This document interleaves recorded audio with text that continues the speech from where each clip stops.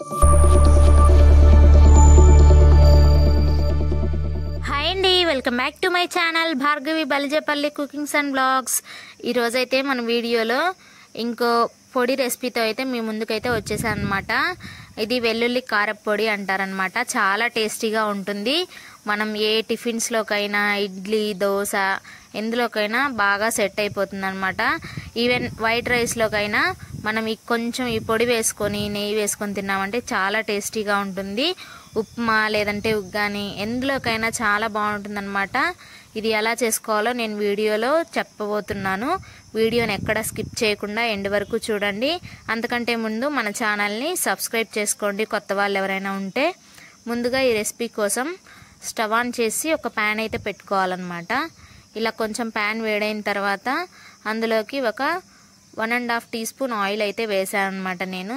ఇప్పుడు ఇందులోకి నేను ఒక గ్లాస్ కొలతతో తీసుకుంటున్నానని ఒక గ్లాసు ధనియాలు అయితే వేసుకుంటున్నాను అనమాట.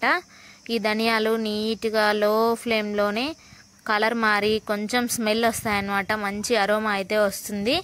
అంతవరకు వీటిని నీట్గా ఈ విధంగా ఫ్రై చేసుకోవాలి. తర్వాత ఇప్పుడు ఇందులోకి అదే గ్లాస్ కొలతతోటి 1 కప్పు మినపప్పు అయితే వేస్తున్నాను అనమాట. నేను ఇక్కడ పొట్టు మినపప్పు వాడుతున్నాను.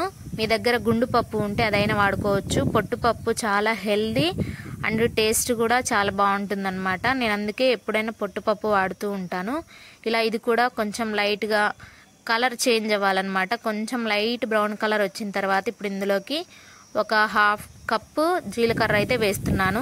తర్వాత ఇప్పుడు ఇందులోకి ఒక 1/4 కప్పు వామ్ అయితే వేస్తున్నాను. మా సైడ్ అయితే ఇలా వామ్ అయితే వేస్తారండి కంపల్సరీగా. మీరు వేసుకుంటే వేసుకోవచ్చు, లేదంటే స్కిప్ చేసేసేయచ్చు. ఇలా నీట్గా మొత్తాన్ని ఇవన్నీ ఈవెన్గా ఫ్రై అయ్యేటట్టు ఫ్రై చేసుకొని మొత్తం ఇలా పక్కకి ప్లేట్లోకి అయితే తీసేసుకొని పక్కన పెట్టుకోవాలి. ఇప్పుడు ఆ ప్యాన్లోనే ఒక 20 నుంచి 25 ఎండుమిర్చి అయితే వేసుకోవాలి. వీటిని కూడా ఇంకా ఆయిల్ ఎక్స్ట్రా ఏమీ యాడ్ చేయకుండా ఉంటే ఆయిల్ అలానే ఉంచండి, లేదంటే ఆయిల్ లేకపోయినా సరే ఆ ప్యాన్లోనే నీట్గా ఇవి కలర్ కొంచెం చేంజ్ అవుతాయన్నమాట. మనకి అర్థమైపోతుంది. కొంచెం రెడ్గా ఉన్న మిరగాయలు కొంచెం లైట్ బ్లాకిష్ కలర్లోకి చేంజ్ అయినాక ఇప్పుడు ఇందులోకి పచ్చి కరివేపాకు ఉంటుంది కదా, అది ఒక రెమ్మ ఫుల్ ఇలా వేస్తున్నాను అనమాట. ఈ కరివేపాకు మనకి ఎంత ఎక్కువ వేసుకుంటే అంత టేస్టీగా ఉంటుంది. ఒకసారి చూడండి ట్రై చేసి. కరివేపాకు చాలా హెల్త్ బెనిఫిట్స్ ఉన్నాయి. కరివేపాకుని మనం డైలీ కుకింగ్స్లో ఇంక్లూడ్ చేసుకోవడం వల్ల కాన్స్టిపేషన్ ప్రాబ్లమ్స్ ఏమన్నా ఉంటే త్వరగా తగ్గిపోతాయి అన్నమాట. ఇలా కరివేపాకు కూడా కొంచెం క్రిస్పీగా అయ్యేంత వరకు ఈ విధంగా మొత్తం నీట్గా ఫ్రై చేసేసుకోవాలన్నమాట. చూడండి ఇలా మొత్తం ఫ్రై అయిన తర్వాత ఇప్పుడు ఇందులోకి నేను ఇక్కడ చూపిస్తున్నాను కదా కొంచెం చింతపండు అనమాట. ఒక 4 రెబ్బల్లాగా వేసుకొని దీన్ని కూడా కొంచెం లోపలికి అనుకుంటే ఆ వేడికి చింతపండు కూడా కొంచెం సాఫ్ట్ అవుతుంది. ఇప్పుడు మనం రోటి దగ్గరికి అయితే వచ్చేయాలన్నమాట. రోల్ని నీట్గా ముందు వాష్ చేసుకోవాలి. ఇప్పుడు మనం ముందుగా ఫ్రై చేసుకున్న ధనియాలు, మినపప్పు, జీలకర్ర, వాము ఉంది కదా, ముందు అది రోట్లోకి వేసుకొని మనం ఈ విధంగా ఒక రోకలు తీసుకొని నూరుకోవాలన్నమాట. మీరు మిక్సీ అయినా వేసుకోవచ్చు. నేను మా ఇంటికి వచ్చా అని చెప్పాను కదా, ఇక్కడ మిక్సీ అవైలబుల్గా లేదు. అందులో రోటి పచ్చడి, రోట్లో చేసుకునేవి చాలా టేస్టీగా ఉంటాయి కదా, అందుకని చెప్పేసి ఇంకా రోట్లోనే నూరుతున్నాను అనమాట.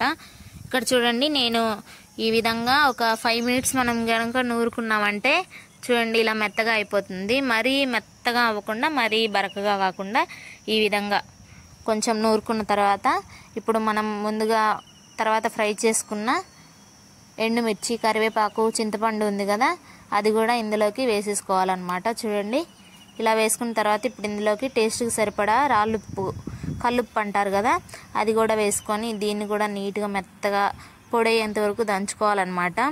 మనకి మిక్సీలో వేసుకుంటే ఏంటంటే మొత్తం మనం వేసిన మిర్చి, మినపప్పు, ధనియాలు అన్నీ పొడి మొత్తం పొడి అయిపోతాయి అన్నమాట. ఇలా రోట్లో వేసుకున్నామంటే కొంచెం మనకి నోట్లో తినేటప్పుడు పలుకుగా తగులుతూ టేస్ట్ అయితే చాలా బాగుంటుంది. అంటే మీకు ఎలా ఈజీగా ఉంటే అలా చేసుకోండి. రోట్లో కొంచెం పలుకుగా తగలాలి అనుకుంటే రోట్లో చేసుకోవచ్చు. మిక్సీలో అయినా కొంచెం బరకగా వేసుకున్నారంటే సరిపోతుంది. ఇలా ఈ విధంగా వచ్చిన తర్వాత ఇక్కడ నేను ఒక ఫుల్ వెల్లుల్లిపాయని వేస్తున్నా అన్నమాట. ఈ విధంగా పొట్టు ఉంచుకొని వేసుకోవాలన్నమాట. అప్పుడే టేస్ట్ చాలా బాగుంటుంది. ఇలా పొట్టుతో సహా మొత్తం వేసేసుకొని నీట్గా నూరుకోవాలన్నమాట. మనం వెల్లుల్లి ఎంత ఎక్కువ వేస్తే టేస్ట్ అనేది అంత చాలా బాగుంటుందన్నమాట.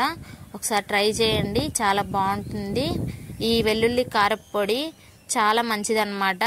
వెల్లుల్లి కూడా మరీ మెత్తగా అయిపోకుండా ఇలా కొంచెం కచ్చపచ్చిగా అయిపోతే సరిపోతుందన్నమాట. మనకి కారపొడి అనేది రెడీ అయిపోతుంది. లాస్ట్లో కొంచెం సాల్ట్ చెక్ చేసుకొని ఈ విధంగా రోట్లో ఉంది మొత్తం ఒక 8 బాక్స్లోకి ఇలా తీసుకొని స్టోర్ చేసుకున్నామంటే మనం ఎప్పుడు కావాలన్నా దోశకి కానీ ఇడ్లీకి కానీ లేదంటే మనం ఇంట్లో కర్రీ ఏమి చేసుకున్నప్పుడు రైస్ ఉన్నప్పుడు ఇలా ఈ పొడి వేసుకొని కొంచెం నెయ్యి కనుక వేసుకొని తిన్నారంటే టేస్ట్ అయితే చాలా బాగుంటుంది.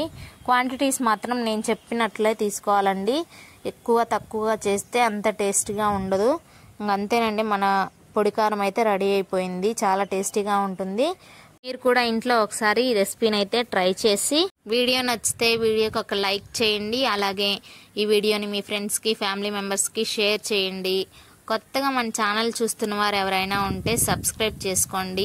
ఇలాంటి క్విక్ అండ్ ఈజీ రెసిపీస్ కోసం పక్కనే ఉన్న బెల్ ఐకాన్ని క్లిక్ చేసుకోవడం ద్వారా నేను ఎప్పుడు వీడియో పెట్టినా మీకు వెంటనే నోటిఫికేషన్ అనేది వస్తుందన్నమాట.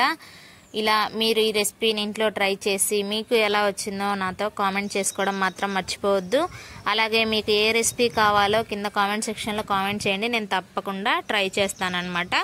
Bye bye.